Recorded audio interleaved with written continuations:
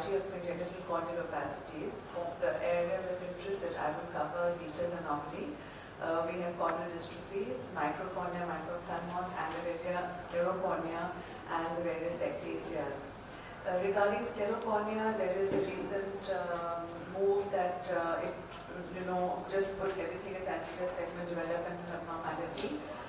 But the word sclerocornea is useful because it helps to differentiate certain phenotypic features, as Dr. Murli said.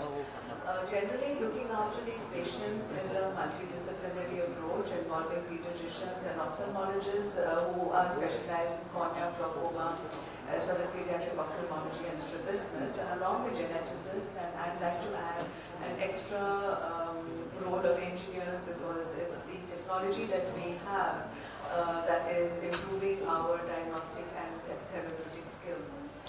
The role of anterior segment imaging cannot be overemphasized, but there are challenges in documenting the features in such small children. And here a simple cell phone-based camera can be better than no image at all. So a clinical photo, corneal tomography, AIOCT, UPM, and confocal microscopy judicially used as suitable. I'd like to explore the shared experience we have of exploring the application of AI. The purpose is that when you have very specialized doctors, very specialized centers, they are few and far between.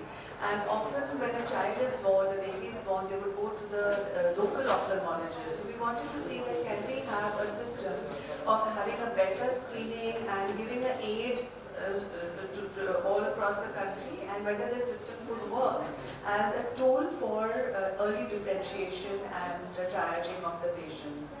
So largely, the conditions that we considered was CIGD, and because this is an exploratory pilot study to see if this could work out in the future, so we took check primary congenital glaucoma and Peters. And here again, I want to emphasize that when you have people in the room like Murli, Vanati, and Dr. Mandal, Meena, for them it's not so much of a challenge, but when you go across to the other ophthalmologists, it may be a little bit difficult.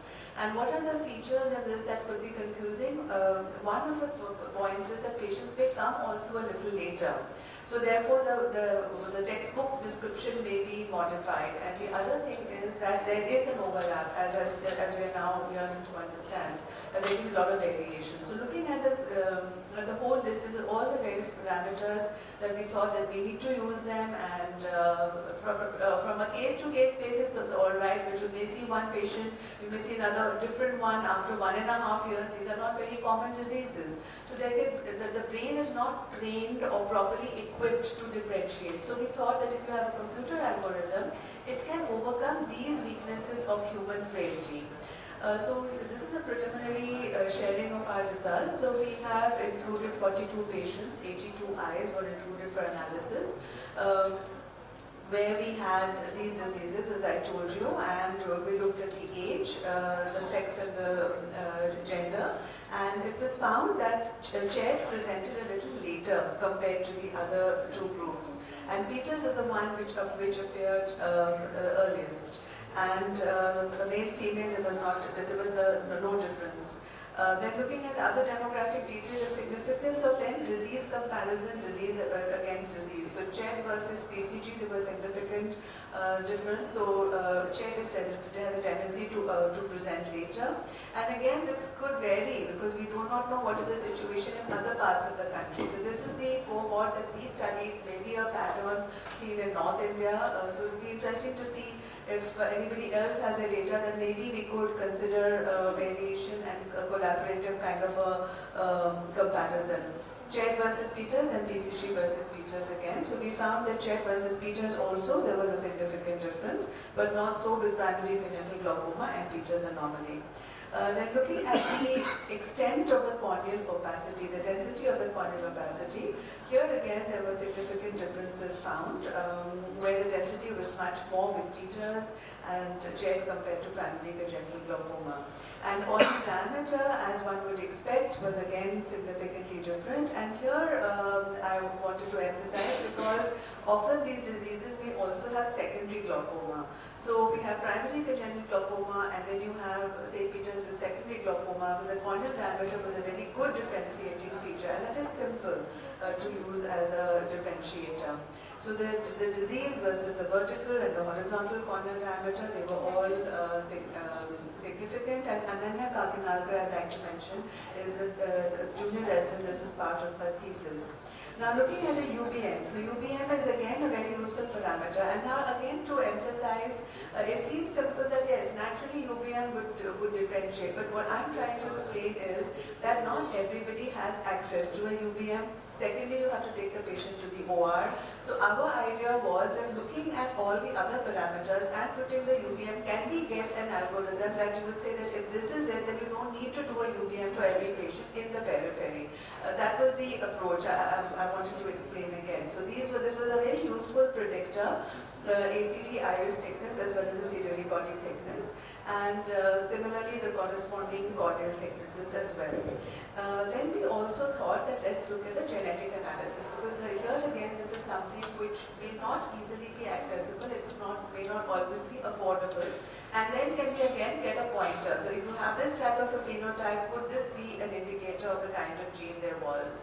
So this was the plan, and the results of genetic analysis, we found that with CHED we had, interestingly, this subset of patients, we were able to identify the SLC411 gene in all 6. However, we have a larger subset of CHED where we have only been able to find the gene in 50% of cases. And then in Peters anomaly, we have a variation, and we have found one new mutation, and then primary congenital glaucoma, one patient didn't have any gene identified, and the numbers are very small, but nevertheless it shows that you have a disease and then you have different genes, and some of the patients the gene is not even identified. So that is something which is interesting. Then here are the definition that was used for characterization of Peters. We had type 1 was the most common, type 2 there was 1, and but only a posterior corneal defect was seen in 5. And just to emphasize a little bit about what we're talking about, the use of IOCT. So before we had done this study, we were using the IOCT screening during surgery, and it definitely makes a difference to see per-operatively what is the nature of the morphology you're able to identify, and you're able to go ahead with the surgery. This is a case of CHED, and you're able to identify any associated abnormalities. This is another patient of CHED where one eye underwent an optical keratoplasty and the other eye underwent a TSEC later on. And this is an example of a patient with microphthalmos in one eye and a congenital opacity in the other eye, and 1 year post-op the patient is doing well. This is an example of so-called sclerocornea, and here I did the technique which I mentioned. So I retract the nimbus, because when the patient is on the table, you find that even a 7 millimeter circle or a 6.5 millimeter circle is going to go right through the limbal so-called stem cells or the niche. So therefore you retract it and you still punch only the central area, and so this patient, and then I put just a normal BCL which is removed 1 week post-operatively. So we do a EUA 1 week after surgery, remove the BCL, and confirm that there is complete epithelialization, and that is what we have found in our cases. So phototomography, corneal biomechanics if the children are older, AIOCT, and then vivo confocal microscopy if the children are older.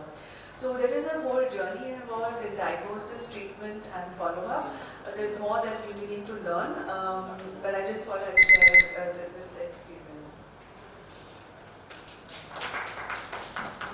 Thank you, madam. That's an excellent overview. And I agree with you as well.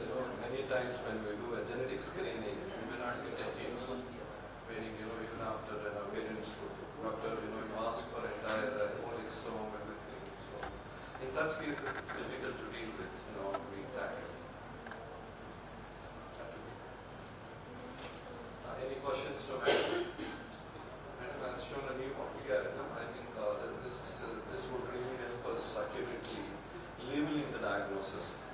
So it's so important diagnosis that it itself determines the anatomical outcome. There are certain indications have a poorer outcome than certain cases. Something like CHCD have an extremely good outcome.